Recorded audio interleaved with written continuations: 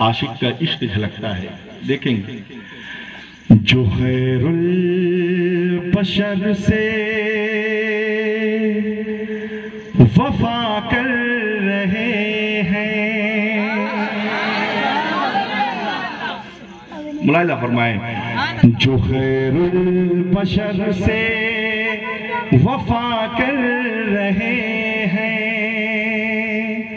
وہی حق وفا کا ادا کر رہے ہیں.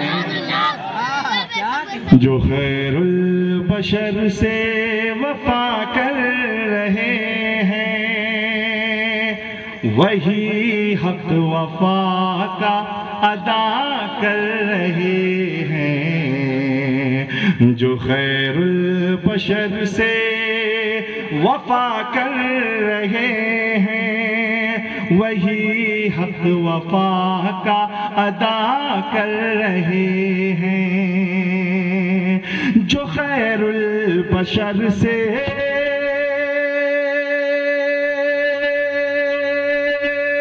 وفا کر رہے ہیں جو خیر البشر سے وفا کر رہے ہیں وہی حق وفا کا ادا کر رہے ہیں.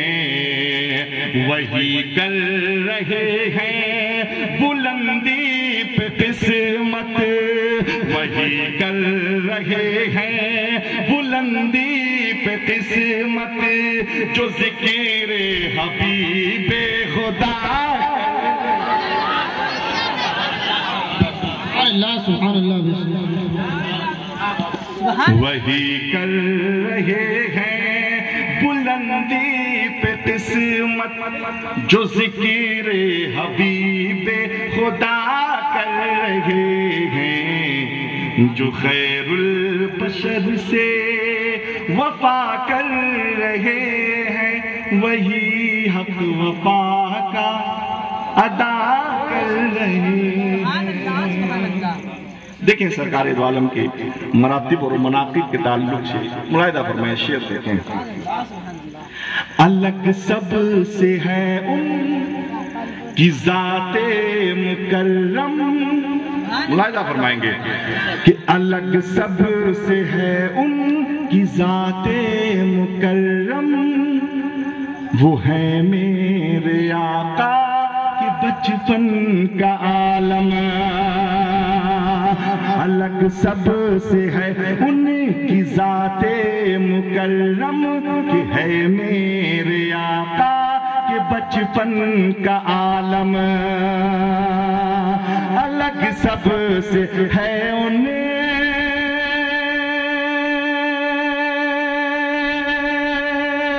کی ذات مکرم. الگ سب سے ہے ان کی ذات مکرم کہ ہے میرے آقا کہ بچپن کا عالم. ادھر ماہ انور جھکا جا رہا ہے ادھر ماہ انور جھکا جا رہا ہے اشارہ جدھر مصطفیٰ کر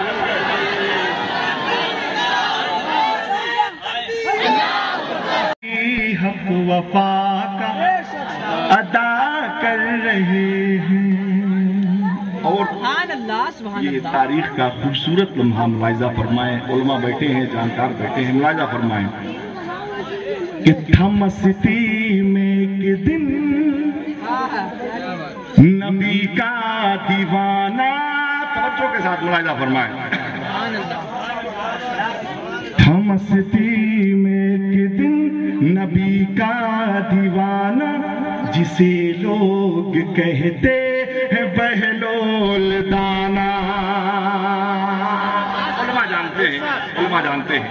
ملاحظہ فرمائیں کہ تھا مستی میں ایک دن نبی کا دیوانہ جسے لوگ کہتے ہیں بہلول دانا.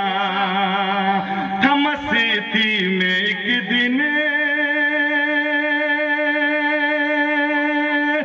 نبی کا دیوانہ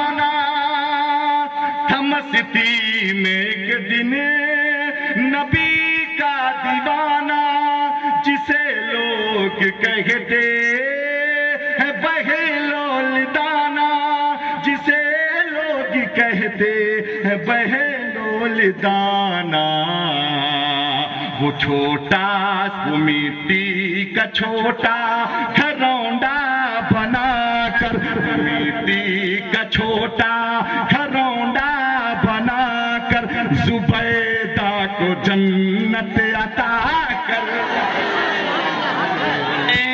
تکبیر، نعرہ شجاعت کا جوہر نظر آ رہا ہے، شجاعت کا جوہر گرا جا رہا ہے، یزیدی کا لشکر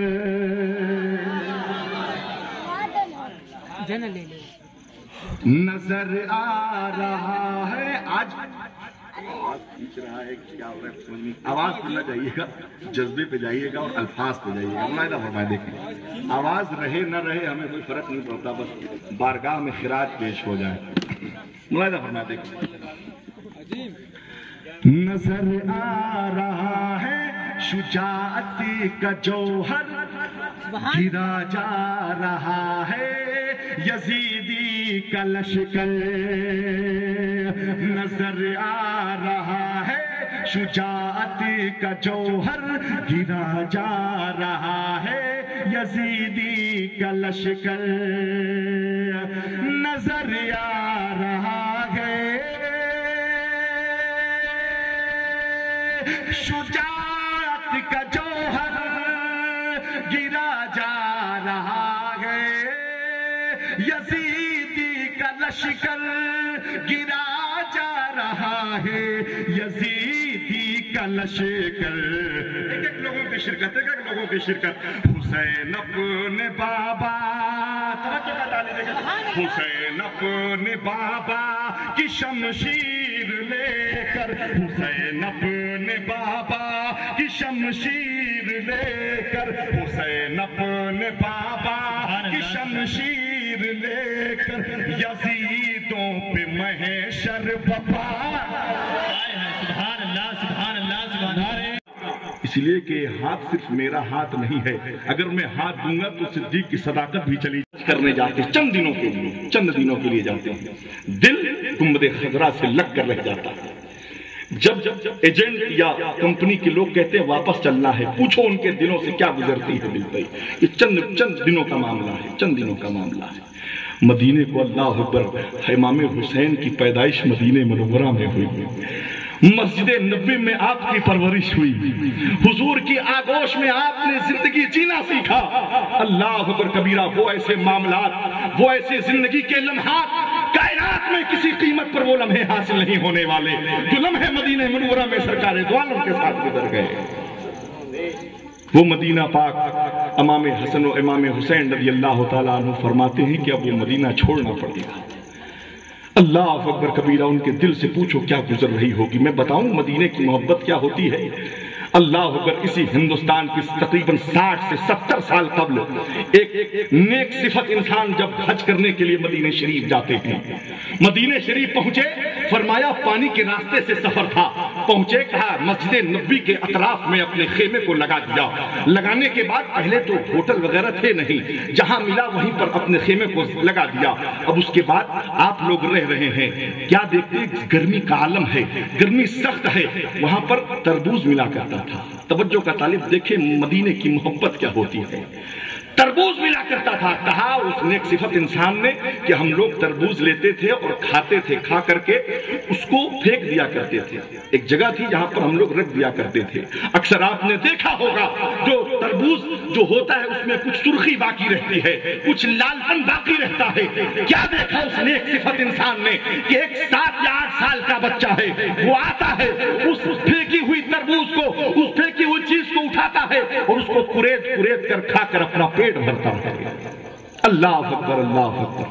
یہ منظر جب دیکھا اس نیک صفت انسان نے، ایک دن دیکھا، 2 دن دیکھا، تیسرے دن پہنچ گئے، سلام عرض کیا، کہا اے صاحبزادے، اے بچے، آپ مدینے کے ہیں۔ اللہ اکبر، یہ بڑی قسمت ہے آپ کی کہ آپ کا پتہ مدینہ ہے۔ اللہ اکبر. کہا آپ یہ عمل کیوں کر رہے ہیں؟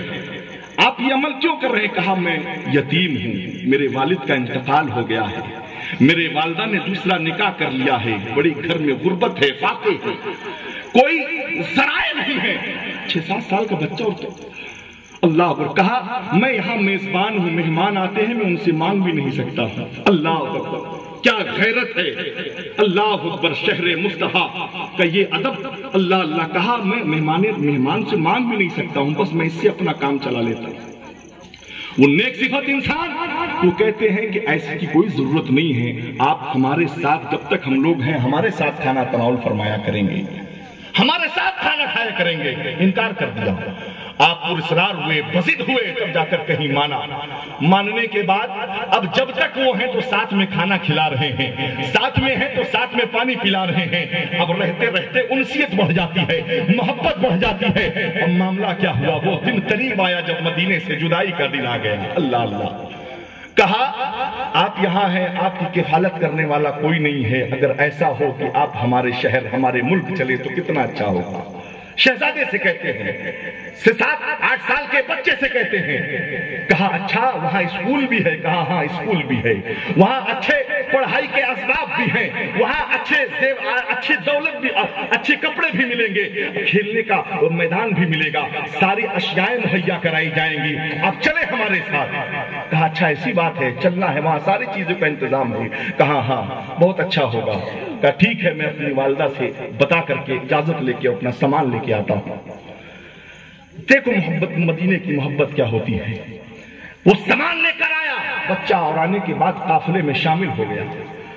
قافلے میں شامل ہوا ہونے کے بعد چلتے چلتے کہتا ہے کیا آپ اچھا کھانا دو گے؟ وعدہ لیا اچھا کھانا دو گے، ملے گا؟ بولے ہاں ملے گا. کیا اچھی پڑھائی ملے گی؟ ملے گی. اچھا مدرسہ ملے گا؟ ہاں ملے گا. اچھے کپڑے ملیں گے؟ ہاں ملے گا. کہا یہ جو گنبد خضرا ہے یہ وہاں ملے گا؟ اللہ اکبر. اللہ اکبر. کہا یہ گنبد خضرا وہاں ملے گا. وہ نیک صفت انسان کہتا ہے پوری زندگی میں کبھی کوئی ایسا سوال نہ تھا جس کا جواب نہ دے پایا ہوں، لیکن اس سوال پہ میں خاموش اور حیران شستہ رہ گیا، میری زبان پہ تالا لگ گیا. کہا یہ گنبد خضرا ملے گا؟ کہا اگر یہ گنبد خضرا وہاں ملتا تو ہم یہاں نہیں آتے. اللہ اللہ. کہا اتنا سننا تھا کہ اس بچے نے ہاتھ کو چھڑایا اور اپنا سامان لیا، آنکھوں میں آنسو ہے. کہا میں مفلسی برداشت کر سکتا ہوں، بھوکے رہ کے رہنا زندگی گزار سکتا ہوں، غریبی مجھے برداشت ہے، لیکن شہر مدینہ سے گنبد خضرا سے جدائی برداشت ہے. ہاتھ چھڑا کے نکل گیا. اللہ اکبر. وہ نیک صفت انسان کہتا ہے کہ ہم نے اس کے جذبے کو دیکھا تو آنکھوں سے آنسو جاری ہو گئے. کہا ساری سب کچھ دیں گے، لیکن جب حضور کے شہر کی بات آئی تو کہا مجھے کچھ نہیں چاہیے، مجھے یہ شہر مصطفیٰ چاہیے، حضور کا شہر چاہیے، حضور کا گنبد چاہیے.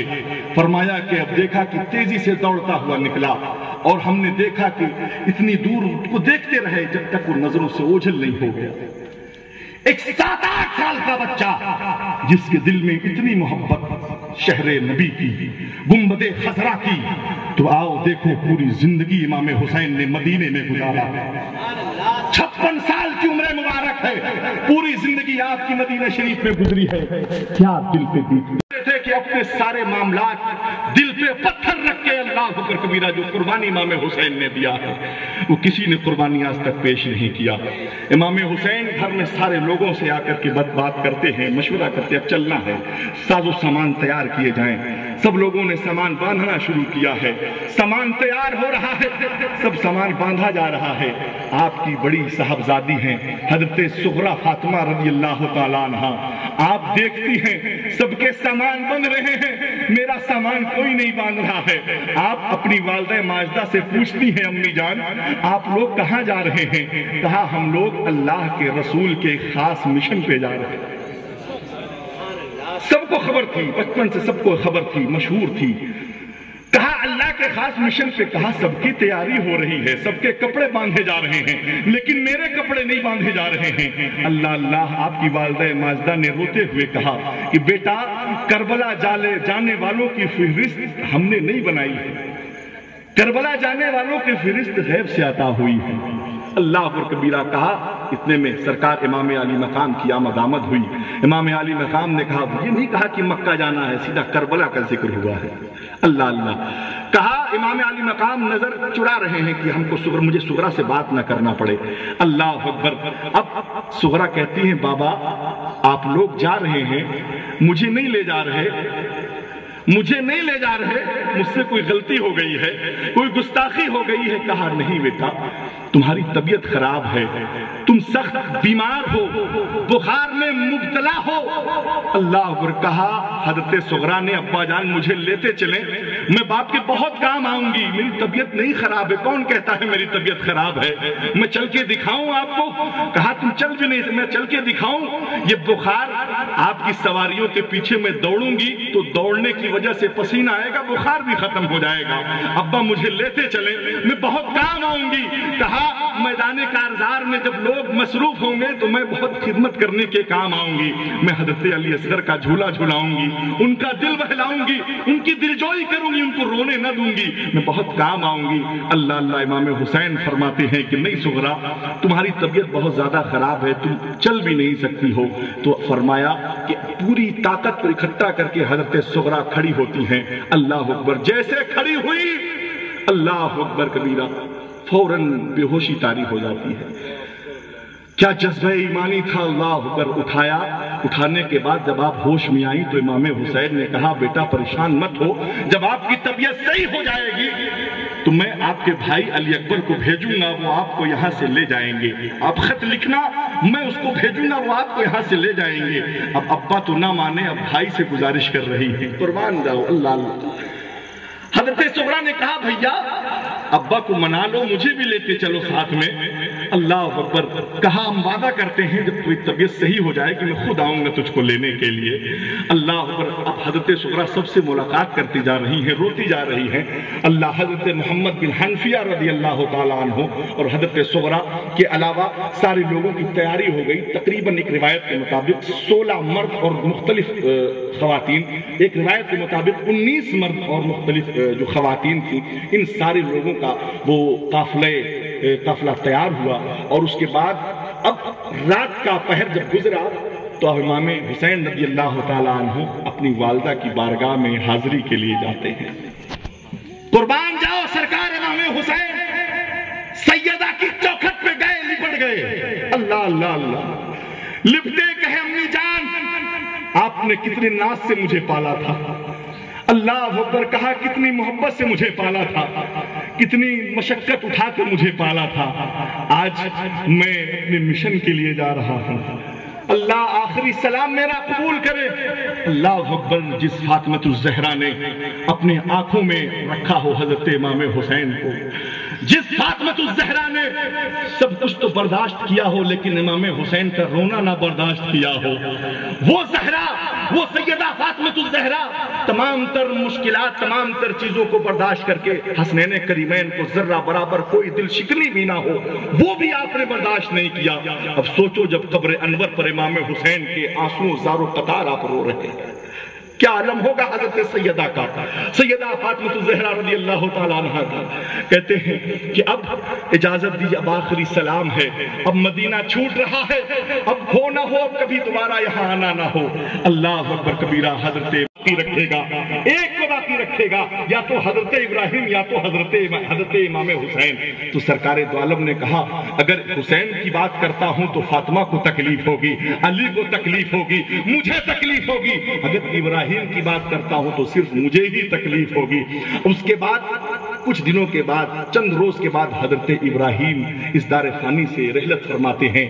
فرمایا سرکار دو عالم نے اے لوگو میں نے امام حسین پر اپنے شہزادے کو قربان کر دیا۔ اللہ اکبر، اللہ اکبر۔ وہ مصطفیٰ جان رحمت امام حسین سے کس قدر محبت فرماتے تھے۔ آج وہ نواسا، وہ شہزادہ پہنچا ہے آپ کے دیار میں، روتے ہوئے آپ کی بارگاہ میں سلام عرض کر رہا ہے۔ اللہ اکبر۔ سلام پیش کر رہا، نانا آخری سلام لے لو، نانا اللہ سے دعا کرنا، نانا دعا کرنا کہ میں جس مقصد کے لیے جا رہا ہوں اس مقصد میں کامیاب لوٹوں۔ اللہ اکبر۔ کہا دعا کرنا میرے لیے، نانا کہ میں جس وقت میں میدان کارزار میں ہوں علی اکبر کا لاشا اٹھاتے وقت میرا جذب میری استقامت ابھی ڈولتی اور ہلتی ہوئی نظر نہ آئے. اللہ اکبر کہا دعا کرنا کہ میرے آنکھوں کے سامنے سارے لاشیں ہوں گے، ایسے عالم میں اسلام کی طرف یا اسلام کے میں کوئی معاہدہ نہ کرتا ہوا نظر آؤں. اللہ اکبر روتے ہیں، گڑ گڑاتے ہیں امام حسین. سید حضرت سرکار دو عالم کی صلی اللہ علیہ وسلم کی دیار میں صوفیہ فرماتے ہیں، صوفیہ کی زبان ہے، فرمایا کہ جب حضرت امام حسین روتے ہیں، گڑ گڑاتے ہیں، دیار سے لپٹے ہوئے ہیں، فرمایا حضرت سرکار دو عالم کی قبر انور حرکت کرنے لگتی ہے. اللہ اکبر، اللہ اکبر، حرکت میں آتی ہے. ایسا معلوم دیکھا تھا جیسا زلزلہ آ گیا ہو. اللہ اکبر. نانا جان سے کس قدر پوچھے کس قدر محبت امام حسین سے فرماتے تھے. اللہ اکبر، اللہ اکبر. اب حضرت امام حسین رضی اللہ تعالیٰ عنہ ہیں. آخری سلام عرض کیا نانا جان کی دیار پہ، نانا جان کی مزار پہ. اس کے بعد آپ واپس ہوتے ہیں. رات کا حصہ ہے. آپ آئے گھر آنے کے بعد دیکھا کہ سارے کے سارے رو رو کر بے حال پڑے ہیں. کوئی رو رہا ہے، کوئی آنسو بہا رہا ہے، کوئی پریشان ہے، کوئی غم میں مبتلا ہے. کیا ہوا؟ چلنا ہے، ہر حال میں چلنا ہے. نبی کی امت، نبی کی شریعت کا سوال ہے، نبی کی شریعت کی حفاظت کا سوال ہے. چلنا ہی پڑے گا. ساز و سامان اونٹ پر کجاوے میں کسا گیا، تیار کیا گیا. اب امام حسین رضی اللہ تعالیٰ حسین کھیل کے اپنی زندگی کو گزارا ہے. جس زمین جن کی گلیوں میں امام حسین نے اپنے بچپن کو گزارا ہے. اللہ اللہ، وہ نواسہ مصطفیٰ آج مدینے سے روانہ ہو رہا ہے، رخصت ہو رہا ہے. فرمایا حضرت امام حسین کا قافلہ آگے بڑھتا ہے. امام حسین ہے مکے میں جب لوگوں کو یہ خبر ہوئی کہ امام حسین نے یزید کی خلافت کو انکار کر دیا ہے، یزید کی بیعت سے ہوئے آپ کے، کہا آپ کو پریشان ہونے کی ضرورت نہیں ہے، آپ یہاں رہیں، کوئی مسئلہ نہیں ہوگا. اب اس کے بعد آپ نے نہ یزید کے خلاف وہاں بیعت لی، نہ اپنے موافق کسی فوج کو تیار کیا. اب وہاں پر آپ معاملات کو سب پہلے سے بھی آپ جانتے ہیں. آپ وہاں پر مکہ شریف میں جلوہ افروز ہیں. اب دیکھیں جب یہ خبر اڑی، کوفہ پہنچی خبر، لوگوں تک پہنچی کہ حضرت امام حسین نے یزید کی خلافت سے انکار کر دیا ہے. لوگ تو چاہنے والے پہلے سے کوفہ میں حضرت مولائے کائنات کے موجود تھے. وہ لوگ تو حضرت امیر معاویہ پر معاذ اللہ انگلی اٹھاتے تھے. تو کہا جب یہ خبر ہوئی کہ حضرت امیر معاویہ کا انتقال ہو گیا ہے، تو لوگوں نے سوچا کہ یہ وقت ہے امام حسین کی بیعت کرنے کا اور ان کو خلافت پر فائز کرنے کا. اب ان لوگوں نے خطوط بھیجنا شروع کیے مکہ شریف میں. پتا چلا کہ آپ مدینہ چھوڑ چکے ہیں اور مکہ شریف تشریف لے آئے ہیں، تو انہوں نے خطوط بھیجنا شروع کیے. فرمایا پہلے بار 3 یا 4 خطوط آتے ہیں. پہلے خطوط کا مضمون یہ ہے، فرمایا شہزادے مصطفیٰ، نواسہ مصطفیٰ امام حسین رضی اللہ تعالیٰ عنہ، ہم آپ کی بارگاہ میں سلام عرض کرتے ہیں اور ہمیں بہت زیادہ اس بات کی بے چینی ہے کہ جتنا جلد سے جلد ہو آپ کوفہ تشریف لائیں. ہم آپ کے ہاتھ پر بیعت کرنا چاہتے ہیں. یہ مضمون تھا اور تقریباً 2 3 4 یہ ایک ساتھ خط آئے. فرمایا کہ اگلے ہی دن 54 خط، ایک صحیح روایت کے مطابق فرمایا 54 خط آئے. پھر ایک روایت میں آتا ہے کہ تقریباً 130 خط، ایک روایت میں آیا 150 خطوط کی آمد ہوتی ہے. 150 خط امام حسین کی بارگاہ میں کہ آپ آئیے اور ہم آپ کی بیعت کریں گے اور آپ کو خلیفہ تسلیم کریں گے. اللہ اکبر. آخری خط کا جو مضمون تھا اس میں لکھا تھا اگر آپ نہیں آئیں گے تو ہم یزید کی بیعت قبول کریں گے. کل میدان محشر میں ہم یہ اللہ کی بارگاہ میں عرض کریں گے کہ ہم نے تو خطوط بھیجے تھے، ہم نے تو دعوت بھیجی تھی، حضرت امام حسین ہی نہیں آئے تو ہم کیا کرتے. کل آپ کو جواب میدان محشر میں دینا ہوگا. اللہ اکبر. کبینہ جب یہ بات آئی تو آپ نے سوچا کہ اب کوئی عذر شرعی باقی نہیں رہ گیا ہے، اب تو ہر حال میں جانا ہوگا. اب تو ہر حال میں جانا ہوگا، اس لیے کہ کل میدان محشر میں سوال ہوگا تو اس کا جواب میں کیسے دوں گا. تمام تر صحابہ اکرام کو کوفہ والوں کی فطرت واقف تھی. صحابہ اکرام اکٹھا ہوئے، کہا حضور آپ کوفہ مت جائیں، ان کی فطرت سے ہم واقف ہیں، بہت کس طریقے کے لوگ ہیں، آپ نہ جائیں، معاملات الگ ہو سکتے ہیں. کہا کہ ان خط کا کیا کریں، ان خط کا جواب کوئی دے گا کیا؟ ان خط کا جواب تم دو گے؟ اللہ اللہ. صحابہ اکرام کے پاس ایک ضرورت، ایک عذر تھا. جو ضروری تھا وہاں جانا، تو صحابہ اکرام نے یہ مشورہ دیا حضرت امام حسین کو، آپ نہ جائیں، پہلے آپ اپنے نائب کو بھیجیں، اگر آپ کا نائب وہاں پہنچا، آپ نے دیکھا کہ ارے یہ لوگوں نے جو خط میں لکھا تھا تو لگتا ہے صحیح لکھا تھا، لوگ گئے، فرمایا آپ نے مختار بن عبیدہ کے گھر پہ آپ کا قیام ہوا، آپ رکے، تاریخ میں آتا ہے کہ 2 سے خطبہ دیا کہ آپ نے جو ایسا کیا ہے اس کا انجام بہت برا ہوگا، لوگ بہت پریشان ہوں گے، اور وہ اتنا بدبخت شخص ہے، ظالم شخص ہے کہ ظلم کرے گا لوگوں پر۔ اللہ اکبر۔ خیر اس کا کوئی اثر نہیں ہوا۔ ایک شخص جو یزید کا خیر خواہ تھا فوراً کھڑا ہوا، کہنے کہ آپ اتنے آسان لفظوں میں، اتنے نرم لفظوں میں ان سے باتیں کر رہے ہیں، آپ کو ایسا نہیں کرنا چاہیے۔ اللہ اکبر۔ وہ بات ختم ہوئی، وہ مجلس کا اختتام ہوا۔ وہ شخص جس نے جو یزید کا خیر خواہ تھا، اس نے یزید کو فوراً خط لکھا، فوراً خط لکھا کہ یہاں کے معاملات خراب ہوتے جا رہے ہیں، لوگ حضرت امام حسین کی بیعت امام مسلم کے ہاتھ پر کرتے چلے جا رہے ہیں، تعداد بڑھتی جا رہی ہے۔ جب وہ خط یزید تک پہنچا تو وہ بوکھلا گیا، غصے میں آ گیا، یہ کیسے ہو رہا ہے، میں تو چاہتا تھا کہ روکنا، لیکن یہ تو بڑھتے ہی جا رہے ہیں۔ تو ایک شخص تھا جو اس کا قریبی تھا، جس کا نام سرجون بتایا جاتا ہے، جو اس کا صلاح کار تھا، اس کو بلایا اور کچھ لوگوں کو اور بلا کر کے مشورہ کیا کہ کیا جائے۔ ان لوگوں نے بتایا کہ ایک ظالم و جابر شخص ہے، بہت سخت شخص ہے، جس کا نام عبید اللہ بن زیاد ہے، جو اس وقت بصرے کا گورنر ہے، اگر اس کو کوفے کا گورنر بنا دیا جائے اور اس سے سختی کے ساتھ یہ تاکید کر دی جائے کہ جو حکم فرما دیا جائے وہ اسی پر عمل کرے گا۔ بہت سخت دل انسان ہے، پتھر دل انسان ہے۔ جب یہ منصوبہ ان لوگوں کا بنا تو فوراً رخ بھیجا گیا بصرہ کی طرف کہ فوراً وہاں سے آپ کو چھوڑ کر، وہاں پہ ابن زیاد تمہیں چھوڑ کر کے کوفہ کی گورنری کو سنبھالنا ہے۔